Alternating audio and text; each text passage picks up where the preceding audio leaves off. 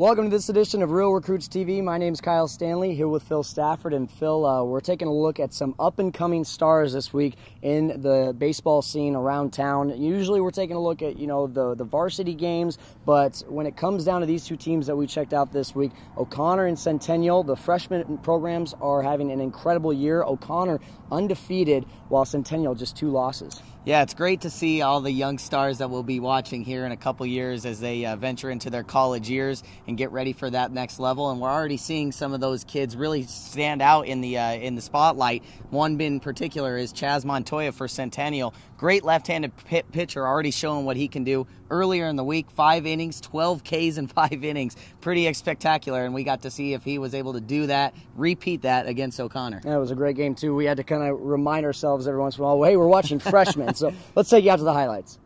Chaz leads his team onto the field at Centennial, ready to take the mound, but O'Connor was ready for the heat. Eagles with the bases juiced in the top half of the first and 1 run in already. Montoya trying to get out of the jam and uses his defense to do so. Shallow fly out to center. Nick Adams makes the catch and guns it home. The throw is high, but Tristan Storms brings it down. The tag's in time. Huge double play, but the Eagles added 2 more before the end of the inning to make it 3-0. On the other side, Ryan Alexander was sharp for O'Connor. Gets the strikeout with the 2-seamer to end the first. He really had that pitch working well for him on the day. Second inning, Eagles tack on another 3 with 1 swing. Wyatt Fernandez deep to center and gone for a 2-out bomb. Make it 6-0 visitors. But Montoya was able to settle in after that. Ended up going 5 innings and put up a goose egg in each of the final 2 frames. Meanwhile, the Coyote offense looking to make some noise against Alexander. Johnny Sotelo lines one into right. Chris Laybourne scores from second, and that puts Centennial on the board. It's 6-1. The Eagles also flashed the leather in this one. Bottom 3, Trey Patno coming right into your living room to make this play. Just enough room to make the catch, but made it look quite a bit easier than it was. And here's my nominee for Play of the Year so far. Ground ball into the hole, but Keegan McCarville is on the case. Great backhand, then shows off the armor to get the runner. Just a reminder, this is the freshman team. Coach Baumgartner doesn't look like he'll have any trouble finding the shortstop of the future up on the varsity team. Eagles take the win by a final count 16-3.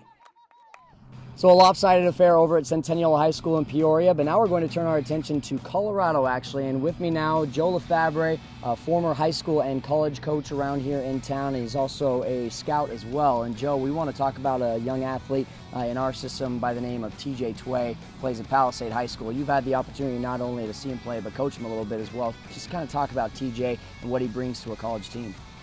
Well, the first thing that stands out about TJ is he's 6'3", 220 pounds. He's a big, strong kid, and that's the first thing a coach is going to notice. And he's a corner infielder that also pitches, and he's really improved over the last 6 months. You know, when a coach can bring in a guy that can pitch and also play the corner infield positions with a little bit of power, you know, that's always a valuable asset to any team. So, I mean, every college coach is looking for pitching.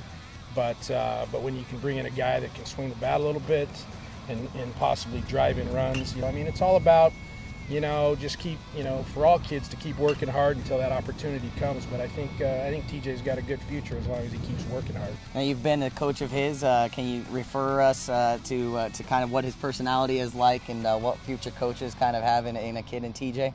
Well, TJ's he's an intense kid, he wants to get better. He's very competitive, and like I said, he's a little intimidating physically, I mean, he's one of the first guys you'll notice out on the field because of his size. But, the biggest thing is, yes, everybody likes power and everybody, likes guys that throw hard, but, that's one thing you can't teach is being physical. I mean, when you're 6'3", 220, you bring a lot to the table, but baseball's still a skill game, so you got to be good at all the little stuff. So now TJ's been getting a few looks from some four-year universities out in the Midwest and even on the East Coast, but where do you see a kid like this kind of ending up?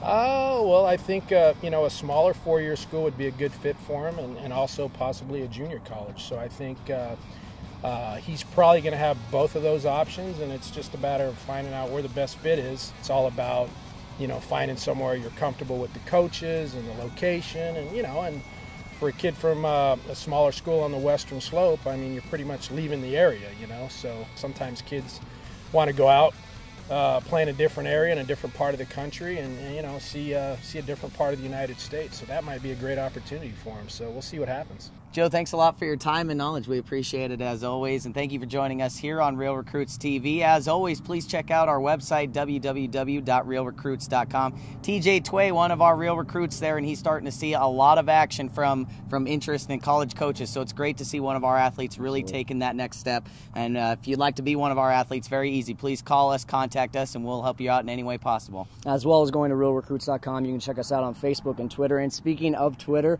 we would like to give a shout out to our 300th follower this week, Deanna Cunningham from Modesto, California. She went to Big Valley Christian and a former soccer and cross-country runner. So thanks so much. Apparently very good at Twitter as well. Yeah. Finding the right guys to follow. Exactly. All right. Thanks so much for joining us. We'll see you next week.